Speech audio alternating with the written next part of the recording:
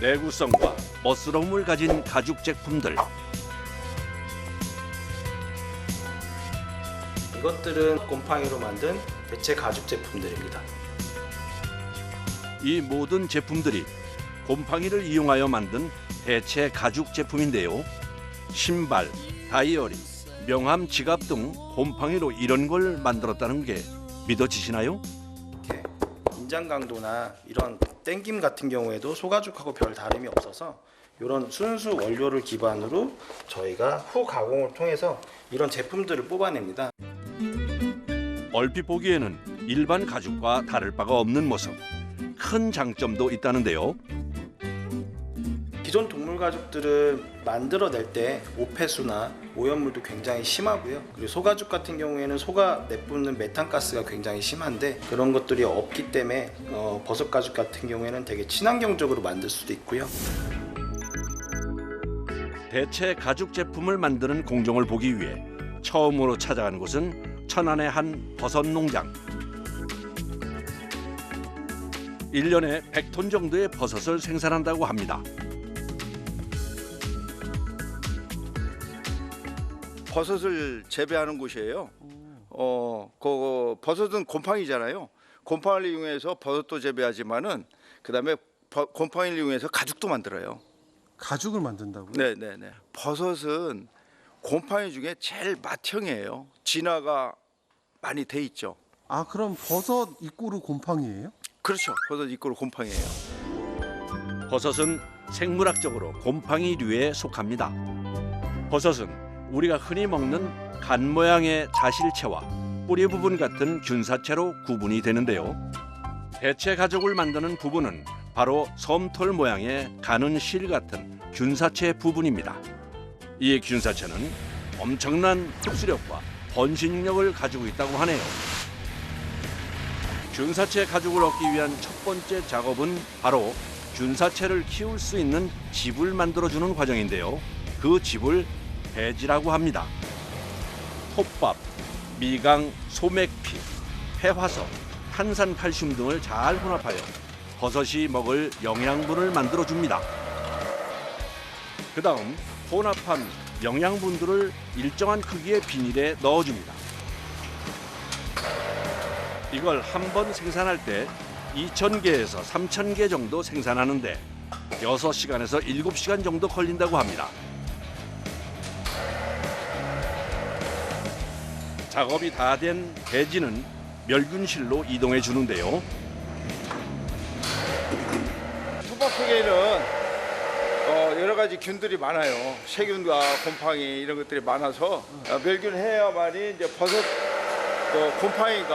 곰팡이만 잘 키울 수가 있게 되죠. 버섯은 산소와 습도, 온도에 민감하기 때문에 계속 관리해야 하는 어려움이 있다고 하네요. 105도에서 한 8시간에서 10시간 정도 합니다. 멸균이 진행되는 동안 균사체 가죽을 만들기 위한 곰팡이 배양을 해야 하는데요. 수많은 종류의 버섯 중 가죽을 만드는 버섯 종류는 따로 있다고 합니다. 가죽을 만드는 버섯류는 이렇게 연기버섯이 있어요. 상황버섯이나 아니면 이제 말굽버섯이나 그러니까 딱딱한 버섯들 있죠. 그런 버섯을 가지고 이제 가죽을 만드는 거죠. 부드러운 버섯은 조직감이 치밀하지 않기 때문에 이게 찢어지고 견고하지 않아서 본격적인 배양 작업의 시작입니다. 영지버섯의 곰팡이균을 추출할 때는 신중해야 하는데요. 다른 곰팡이류가 들어가지 않게 불로 멸균 작업은 필수입니다. 다른 곰팡이가 들어가면 균사체 가죽의 질이 떨어진다고 하네요. 인큐베이터에다가 여기다가 24도로 맞춰져 있는 인큐베이터에다가 배양을 하면 됩니다. 한 2주 정도 되면 이렇게 많이 뭉치게 됩니다. 균사체가. 이 균사체에 대량의 물을 투입하여 한 달 정도 더 배양을 한다고 합니다. 균사체의 양을 늘리는 방법이라고 하네요. 이제 마지막으로 배지에 균사체를 접종하는 작업입니다.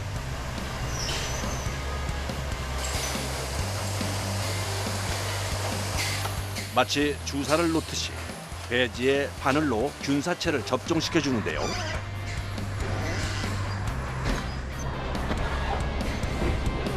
사람에 대한 오염을 최대한 줄이기 위해 직접 개발한 기계라고 하네요.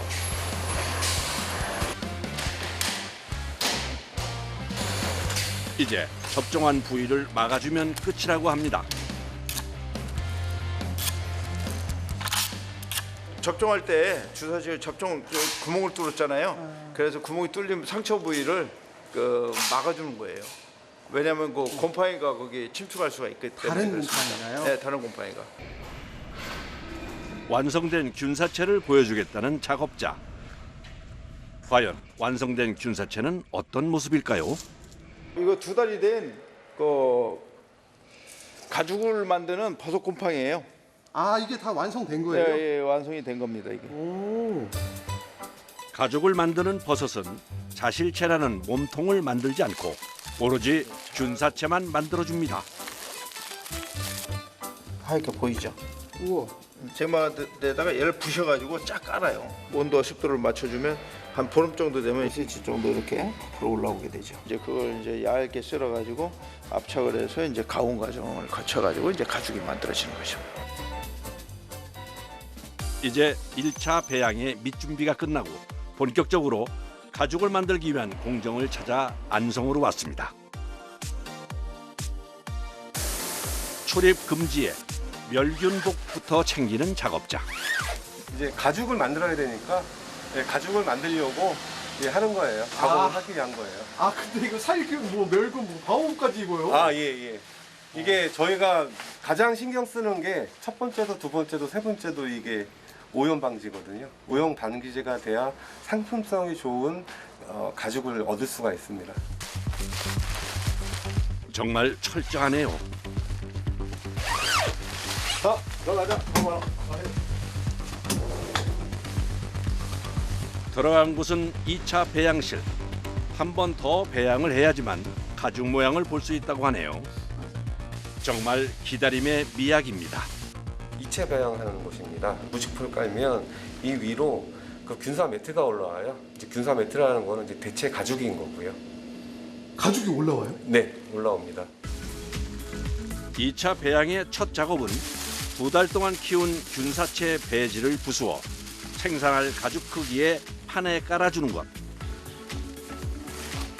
시간이 지나면 균사체가 자라서 배지 위로 하얗게 올라온다고 하네요. 5cm 이상 자라면 가죽 부분을 배지에서 분리해 쓴다고 합니다. 종균들이 어떤 일정한 압력에 눌려 있어야 그 올라오는 속도가 빨리 올라와요. 아, 더 빨리 자라는 거예요? 예. 옥수수 가루로 만든 부직포입니다. 얘가 있어야 뜯기가 쉬워요. 만약에 얘가 없으면 톱밥이 밑에 그냥 다 묻어 나오기 때문에. 결과물을 먼저 살짝 보자면 2차 배양이 끝나면 이 세 단계로 구분되어집니다. 부직포는 배지와 가죽이 잘 떨어지는 역할을 합니다. 이제 2차 배양 준비 작업은 끝이 났습니다.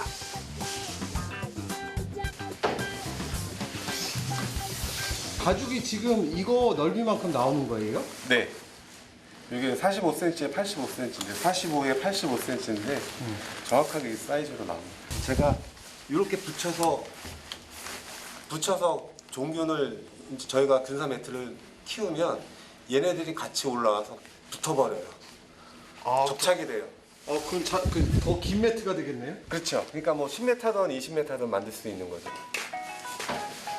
원단의 길이를 자유롭게 생산해낼 수 있는 것도 균사체 가죽의 큰 장점이라고 할 수 있네요. 21일 정도, 한 3주 정도면 배양은 다 끝납니다. 아, 3주는 또 기다려야 되는 거예요? 맞습니다. 바로 올라오는 건 아니고요. 네. 양질의 가죽을 얻기 위해 환경에 대한 정보를 센서를 통해서 모으고 실내 공기질 등을 관리하는 프로그램을 개발하여 사용하고 있다고 합니다. 덥지 않냐? 그러니까 여기 들어가기 전에 시작해서 다시 나올 때까지 저희 계속 이제 그 멸균, 살균, 그 다음에 오염되지 않은 오염 방지를 계속 하고 있거든요. 그 부분이 제일 힘들어요. 뽀얗게 올라오는 균사체들. 과연 가죽 형태로 잘 나올 수 있을까요? 3주의 시간이 흘렀습니다. 잘 됐을 거예요. 믿고 한번 들어가 보시죠. 긴장되는 마음으로 작업물을 확인해 보는데 빵처럼 잘 부풀어 올라와 있습니다. 잘 나왔죠? 흑색이었던 톱밥도 어느새 하얗게 변했네요. 틀에서 떼어내는 작업도 가죽이 손상되지 않게 신중에 신중을 기합니다. 마치 고무 매트 같은 모습이네요. 여기가 이제 배지고요. 저번에 입상했던 배지고, 요 안에 부직포고, 여기서부터 여기까지가 균사 매트예요. 15mm 정도. 아, 15mm 정도요? 가죽의 두께가 꽤 두꺼운데요. 이대로는 쓸 수 없고 후 가공을 거쳐 압착을 한 후에 쓸 수 있다고 하네요. 이제 배지에서 가죽을 떼어내기 위한 작업을 해야 합니다. 날카로운 칼날로 조심스럽게 연결 부위를 잘라내 주는데요. 앞으로 나누세요. 아직도 톱밥의 흔적이 남아있네요. 이제 기다리고 기다리던 가죽을 떼어내는 작업이 시작됩니다. 주름이 거의 안 갔어. 주름이 안 가네. 됐어. 우와. 떼어낸 모양새가 진짜 가죽과 별반 다르지 않네요. 또 가죽 부분만이 아니라 배지 부분도 다시 사용한다고 하는데요. 그리고 얘는 또 두세 차례를 더 씁니다. 더 길러 또 아까 그쪽에다 갖다 놓으면 다시 또 올라와요. 이렇게 천연 난연성 있는 소재로 예를 들면 이제 방음 소재, 디피저, 흡음재 이런 쪽으로 쓰면 아주 성능이 좋게 나옵니다. 버리는 게 없네요. 없어요. 균사체 가죽은 건조하면 부서지는 성질이 있어서 연하게 만드는 과정이 필요합니다. 얘가 이제 건조가 되면 플라스틱처럼 이렇게 뚝뚝 부러져요, 그냥. 그래서 이게 부러지면 안 되잖아요, 가죽인데. 유연도 해야 되고, 그 다음에 이제 늘어나기도 해야 되고, 또 어떤 이제 그 인장력도 있어야 되는데, 그런 거를 하기 위해서 이제 가소를 하는 거예요. 이렇게 담궈서 3시간에서 5시간 정도를 담궈놔야 돼요. 특제 용액에 담그는 시간은 정해져 있지만 사람이 직접 눈으로 확인하면서 그 시간을 조절해야 하는 예민한 작업이라고 합니다. 이제 드디어 마지막 작업입니다. 균사체 가죽을 프레스 기계에 넣고 120에서 150도 열을 가하여 유압으로 눌러서 가죽처럼 만듭니다. 눌러주는 이유는 균사체 가죽이 15mm 정도로 두껍기 때문입니다. 두께는 사용처마다 다르지만 가죽옷은 0.5에서 0.8mm, 핸드백 등 가방용은 0.8에서 1.2mm 정도로 만들어줍니다. 와, 진짜 가죽과 다를 바가 없네요. 접히기도 하고 제가 막 이렇게 접어도 되고 이렇게 꾸겨도 되고요. 오, 예. 그다음에 이게 다시 제가 구겼을 때 이렇게 구겼을 때 다시 이게 회복이 돼야 되잖아요, 가죽이면. 기후 환경에 뭐 일조한다는 그런 느낌도 있고 지금 탄소 저감에 들어선 세대인데 거기에 일조한다는데 보람 느끼고 있어요.